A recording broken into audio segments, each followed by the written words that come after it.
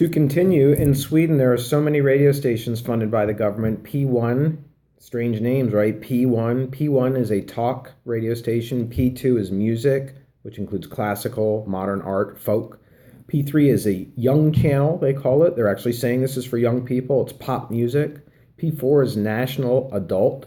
It's got news, pop, entertainment, sports, current affairs. Then they have three local channels. P4 is local adult. P5 is Radio Stockholm, just geared towards the country's capital. And P6 is multicultural channel broadcast in 17 languages. 17 languages. So it's taking Swedish culture and trying to make it accessible to people outside of the Swedish language. And there's a P7 too, I believe, and that's the one with Finnish programming. Over on TV, Sweden has controlled the commercialism that's available, that's accessible, to use the term of this chapter, because it has only two Swedish public terrestrial stations. They are called SVT1 and SVT2, and then it has only one commercial terrestrial TV station. There are plenty more on cable, but as far as just terrestrial, having the deepest penetration to the public, you've got a 2-against-1 scenario to make sure that commercialism does not encroach. Moving over to the UK now, the UK has a decent newspaper daily readership. 50.3% of adults are reading. But Britain has an amazing selection of newspapers. The national newspapers are second to none in terms of hard-hitting, really provocative journalism. The red tops, as they call their tabloids, are those ones that have a lot of sensationalism, but also a lot of serious news. So they've got 10, 11, maybe even 12 national newspapers in Britain. That means you can get them wherever you are in whatever part of the country. And there's a bunch of different ones. And we'll find out what the differences are content-wise when we get into another chapter in this book. But a lot of different newspapers available in England. You always see people reading newspapers in a pub. You see people constantly sitting there having a pint, reading a newspaper, instead of just talking or listening to music or watching sports on TV. Radio-wise, Britain has 8 terrestrial national channels. Again, like France and Sweden, you've got BBC channels, 1, 2, and then you've got 3 channels that are commercial. But these commercial channels, ITV and Channel 4 and Channel 5, those are the names of those, they have very strict public service requirements. They have to provide a lot of information towards the public, even though they're commercial. It's sort of a unique dimension of Britain. So that describes Britain. Now we'll go over to the United States. We know that newspapers do pretty well. I'm going to start now to just summarize and let you get the statistics from the readings yourself. But we know that we have decent newspaper readership in America, primarily because we have the newspaper delivered to the household as a tradition. Newspaper boys and that paper flopping in somebody's driveway or somebody's plastic mailbox, that's part of American culture. So we do have a good circulation of local newspapers. Nationally, we really only have one national newspaper, and that didn't come about till the mid-'80s, and that's USA Today. I mean, that's kind of amazing that we only have one national newspaper that you can get anywhere in the United States. Now, it's true you can buy the New York Times in San Diego, and sometimes you can find the Houston Chronicle in Atlanta, etc., but they are truly regional newspapers with a national reach versus USA Today, which is a national newspaper. Radio-wise, we know is almost completely commercial. You flip that dial, you go through commercial station after commercial station after commercial station. A lot of times just commercials themselves before you can actually get to the music. So there's mostly commercialism on the American radio band. There is, of course, NPR, but it's only one little place on the FM band compared to like a Sweden where you've got those 7 stations that you're coming across that are public stations. TV-wise, similar kind of scenario. We know that most television is commercial. Most television on cable, on terrestrial, on satellite, streaming. Streaming, not so much. They have less commercial there because it's you're paying for it.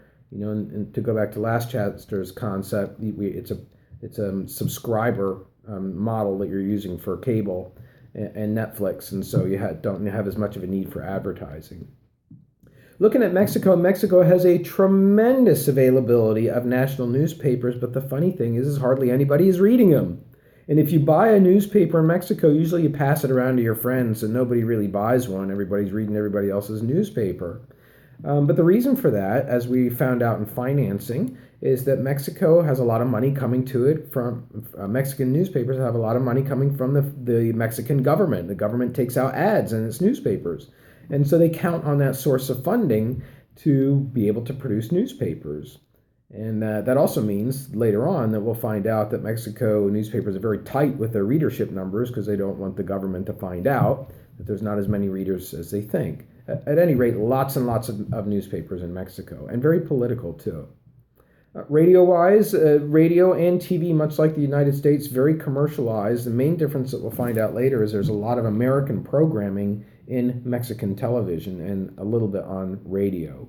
But radio you can find all over Mexico. It's a very musical country. Most people enjoy playing guitar. Almost everybody has a family member who plays in a band, and everybody's singing all the time in Mexico. So music just comes second nature to them, and that just extends itself right into radio, where they like to listen to lots of different genres of Mexican music. Going over now to China. In China, radio is not so big. China is not a big radio country. China is more about newspapers. Newspapers, you can find party newspapers. These would be from the Communist Party. They are often distributed, as you can see from the book, in glass showcases where the papers are actually opened up. So you can ride your bike, you can go for a walk, and you can read the newspaper laid out in front of you in a nice glass case while you're standing up. Very convenient. And that's, of course, because the government wants to get that information out. You also have some newspapers that are private newspapers. Of course, they still can't criticize the government. They carry advertising. They deal more with issues that are related to popular culture and entertainment. That's where you see more freedom, not in terms of criticizing Chinese officials. On radio, like we said earlier, there's not that much. You will find traditional Chinese music and some foreign language programs, but the government does not put a lot of money into Chinese radio, and Chinese people just, from my experience, they don't listen to a lot of radio. Television is a different story, though. China has many government stations, one of which, CCTV 9, you might have on your TV available, your TV selection right now. You should check it out, CCTV number 9. And that's the one that China uses to try and give the rest of the world a glimpse into Chinese culture through its exported English language TV channel. All right, and finally, we're going to finish up with Ghana and Lebanon. To go to Ghana first, Ghana has hardly any newspaper readership. You have the newspapers having led the revolution, and the private newspapers in particular were very critical of the Ghanaian government that was the one that was the dictator government, and they helped bring it down. And so now you have public-funded newspapers. This is the first that we've seen in this chapter. Public-funded newspapers. The government funds the newspaper. Remember, that's part of that developing country model. Media need the government. Government need the media. I don't know if you remember back to that chapter. And Ghana being so poor, the government is stimulating news production by funding a government newspaper. And that newspaper is called the Daily Graphic. But we also have private newspapers in Ghana, but just many parts of the country can't read a newspaper because they don't have a written language for their spoken language. Radio-wise, radio is the most important medium in Ghana. You find radio is everywhere, people listening to radio all over the place. This is because it's a very oral culture, because radio is cheap, because it's free. And you'll find out what kind of content is on a lot of those Ghanaian stations when we get to the next chapter. But I'll summarize it here by saying you have a lot of talk shows and a lot of music shows. And on television, television is still developing in Ghana. You have TV stations that are not on the air for 24 hours. They don't have the programming for it. They get a lot of programming from other countries because it's cheaper, like Nigeria gives them a lot of music videos, and South Africa. Ghana has developing TV stations, one of which, TV Africa, is trying to preserve Ghanaian traditions by allowing the anchors to wear traditional African dress. Check out that photograph in the book on that with the Ghanaian TV news presentation in the traditional African dress to preserve African culture, which had been largely stamped out by the colonialization and the slave trade.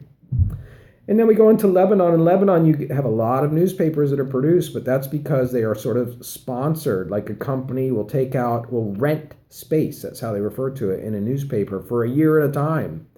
And then that kind of guarantees that the newspaper is going to be favorable to that company or to the company's political position, if it has one, in Middle Eastern affairs. And so you've got a lot of newspapers, again, not that many read. The content is only appealing to that upper elite person who's educated, who's political, who has a good paying job. And most Lebanese are trying to make ends meet and avoid being in another war. So newspapers don't have great appeal to them, even though there's a lot produced. Radio is very, very prevalent in Lebanon, in part because you can broadcast to the whole country with your radio station, so the radio is automatically national. But also, it's a place where people are listening to these other languages in the country, the French, and listening to the English as well as Arabic. And there's a lot of Middle Eastern and Arabic music that is that you can hear on Lebanese radio stations.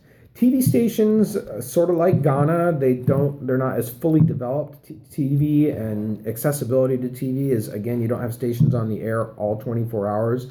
A lot of stations are not even importing other content. What they're doing is they're taking American content, like a sitcom or a cartoon, and then they're trying to copy it using Lebanese actors. And so it always comes off as a kind of second rate to those who have seen the originals because it's just not the original thing. It's Lebanese media is sort of trying to copy a model of how TV is done in other countries. But nevertheless, most people do have access to television through cable. You can see people watching TV even outside, like they do in Mexico. Mexico sometimes has TVs in cars. Lebanon has TVs in booths. People watching a lot of TV. Okay, so think about now, next time you turn on your TV and you press the up button to go up in channels, how many channels do you go to before you come to a PBS station?